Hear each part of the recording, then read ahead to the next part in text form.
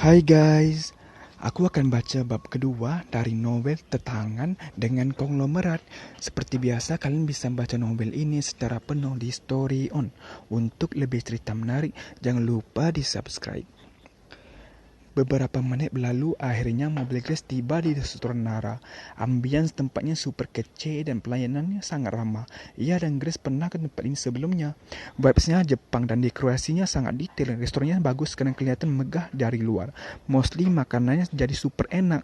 Mereka menatap ke arah lobi. Banyak sekali anak-anak muda berpasangan ke tempat ini. Kristen dan Grace memilih duduk di salah satu table di lantai 2 karena di lantai bawah sudah terisi penuh oleh pengunjung. Mereka memesan beef karok, mentai, cream soba, duck breast with pumpkin roast, hojicha, tiramisu, dan kopi panna cotta. Setelah memesan itu, server meninggalkan table mereka. Grace melihat ke arah restoran. Suasana tidak terlalu berisik, mungkin karena restoran ini lebih cocok untuk mereka yang sedang dinner dengan pasangan. Kerana tempatnya eye-catching. Kebetulan ini malam weekend, suasananya terlihat dipenuhi oleh muda-mudi yang sedang madu kasih. Lo tahu nggak? Ucap Grace. Apa? Nyokap gue nyuruh gue nikah mulu, sampai panas dengan gue disuruh nikah, dengus Grace. Gue sebenarnya kalau ditanya kapan nikah cuma sekali. Oke, gue nggak masalah kalau keseringan dan kejombloan gue selalu dipertanyakan. Enek tahu nggak sih lo? Timpar Grace lagi. Katanya gue cantik, jenjang karir oke, privilege jangan ditanya. Sering nongkrong sana sini. Masa masih jomblo? Kayak jadi bahan bercandaan gitu. Mama juga sering bilang, anak teman mama sudah pada nikah loh. Kok kamu belum nyusul? Kayak nggak ada topik pembicaraan lain. Bahas baju pengantin kek, konsep pernikahan oke kek, cateringnya enak kek, atau paling enggak nanyain fotografernya keren lah. Ini ditanyain kamu kapan nyusul anak teman mama. Umur kamu udah 28 loh. Terus kalau teman-temannya mama gue nikah, masa kita ikutan nikah? Enggak kan? Kristen mendengar itu lalu tertawa. Terus lo ngapain gimana? Ya aku jauh aja, tunggu. Dikasih Tuhan mama, mohon doanya ya ma. Kristen yang mendengar itu lalu tertawa. Untuk generasi milenial seperti dirinya dan Grace, apalagi umurnya sudah hampir berkepala 3, tentunya sering kali ditanya, kapan menikah? Kalimat itu sangat mengesalkan menurutnya. Apalagi orang yang bertanya itu jelas mengetahui bahwa dirinya jomblo. Apalagi sedang berkumpul acara keluarga, pasti ada saja saudara bertanya hal demikian. Menurutnya pernikahan itu bukanlah hal untuk ajang cepat-cepat, jadi tidak perlu nyusul atau balap-balapan. Ia juga tidak ingin mempermainkan pernikahan karena itu membutuhkan persiapan yang matang. Pertanyaan itu seolah menjadi pembanding dirinya dengan orang-orang yang sudah menikah. Seolah membandingkan hidup dirinya sangat menyengsarakan dan yang sudah menikah hidup bahagia. Padahal kehidupan pernikahan tidak sesederhana itu. Banyak sekali masalah yang dihadapi. Jika pernikahan itu bahagia karena banyak sekali orang di luar sana memilih bercerai dengan pasangannya. Ia sebagai wanita single yang matang tentu saja menikmati aktivitas dan kesibukannya sebagai pekerja. Sebenarnya, ia masih bingung apa yang menjadi alasannya untuk menikah. Ia menikah untuk apa? Supaya hidup bahagia. Kalau pernikahan itu bahagia, kenapa banyak sekali yang menikah memilih bercerai?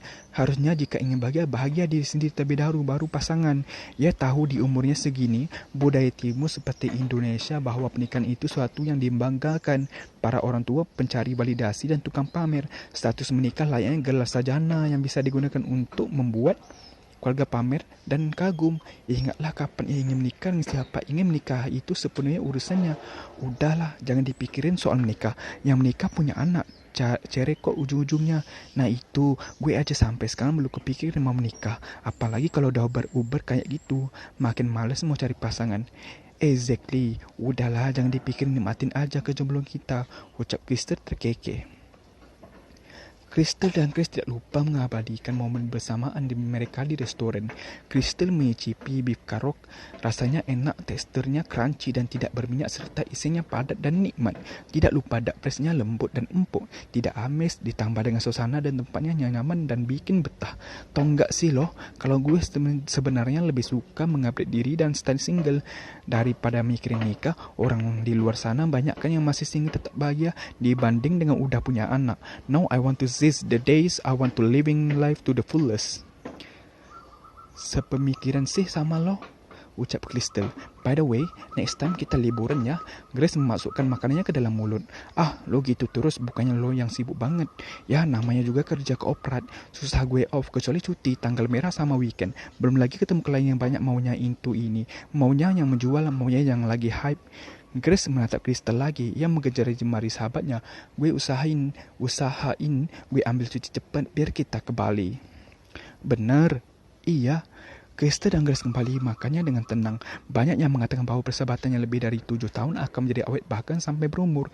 Ia dan Grace lebih dari 7 tahun. Mereka sudah bersahabat 13 tahun lamanya. Sejak SMA, ia banyak teman. Namun untuk sahabat hanya Grace yang ada di hatinya. Setelah makan malam di Nara, Grace dan Kristen memutuskan untuk pulang. Teks ya Grace, ucap Kristen buka handle pintu. Ia keluar dari mobil, Kristen melambaikan tangan ke arah Grace. Lo hati-hati bawa mobil. Oke, salam buat tetangga sebelah, ucap Grace tertawa. Dasar lo ya. Oh iya, saran gue, lo sekali-kali buka baju deh. Buat selut kayak dia kayak sengaja pamer badannya yang super keren itu sama lo. Dan sekarang giliran lo, tunjukin kalau lo punya body, oke? Kristen tertawa geli. No, aneh aja lo. Come on, coba aja. Pasti dia bakalan langsung melotot lihat lo yang super seksi. Lah, nggak mau enak aja. Ia dibilangin. Grace tertawa dan mobilnya pun meninggalkan area rumah Kristen. Kristen membuka pintu pagar setelah ia menutupi pintunya kembali. Ia melangkahkan kakinya menuju pintu utama. Ia melihat ruang tengah sudah dimatikan oleh Bibi. Ia lalu menunjukkan ke atas ruangannya. Ia melirik jam di dinding menunjukkan pukul 22.10. Tadi ia dan Grace sebenarnya ingin melanjutkan ke bar menikmati segelas bir, namun mereka mengurangkan niat itu malah memilih untuk pulang karena Grace sudah disuruh pulang oleh orang tuanya karena mobilnya akan dipinjam oleh adiknya. Kristen masuk ke dalam kamarnya. Ia menghidupkan saklar lampu. Seketika lampu menyala, ia melihat ke arah jendela. Ia sedikit kecewa karena ia tidak mendapati pria itu di sana. Kristen membuka gorden itu agar ia bisa melihat suasana jelas. Melihat secara jelas siapa tahu pria itu ada di sana. Kristen mengeluarkan isi yang di dalam tasnya dan menaruhnya lagi di lemari. Setelah itu ia membuka dressnya begitu saja menyisakan bra dan G-stringnya. Kristen menatap pantunannya di cermin. Ia tahu bahwa sudah naluri dari Tuhan bahwa pria menyukai wanita cantik dan seksi. Sama halnya dengan wanita pasti menyukai pria tampan dan gagah. Lihat saja semua industri bisnis kebanyakan teknik advertisingnya menampilkan model menarik dengan mengeksploitasi wanita dengan pakaian seksi. Coba saja pakaian nenek itu tua, siapa yang mau melihatnya? Ia juga sebagai desainer fashion juga selalu mencari tinggi badan minimal 175 cm, lingkaran dada 86 cm, lingkaran pinggang 50 cm dan 85 cm untuk lingkaran pinggul. Untuk urusan model ia memang sangat pemilih. Ia bisa mencari model profesional karena biasanya karyanya selalu dipakai di event-event besar. Bahkan pernah berkali ditampilkan di majalah Vogue dan Harper Bazaar. Crystal mendengarkan ponselnya bergetar. Ia memandang ke arah layar ponsel. Ernest calling. Ia menggeser tombol hijau pada layar. Ia duduk di kursi malas di dekat jendela. Ia membandingkan tubuhnya di sana. Ia menaikkan kepalanya di bantal. Hai sayang, ucap Ernest di balik speaker ponselnya. Crystal tersenyum mendengar kata sayang di sana. Kamu di mana? Tanya Crystal. Aku lagi di Dubai. Wah, aku baru saja landing, sekarang lagi di hotel.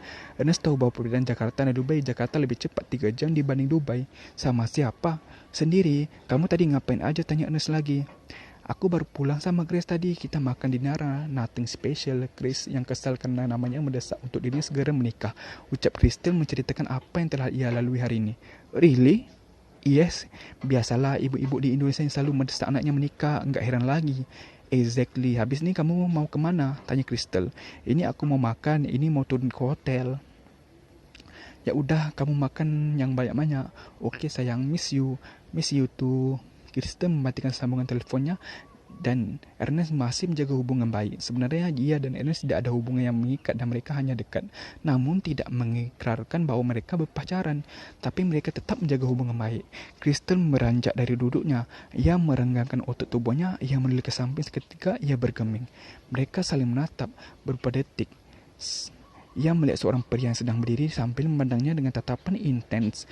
Pria itu tidak lagi menampakkan siluet, melainkan memperlihatkan siapa dirinya. Oh my God, terikat Crystal dalam hati.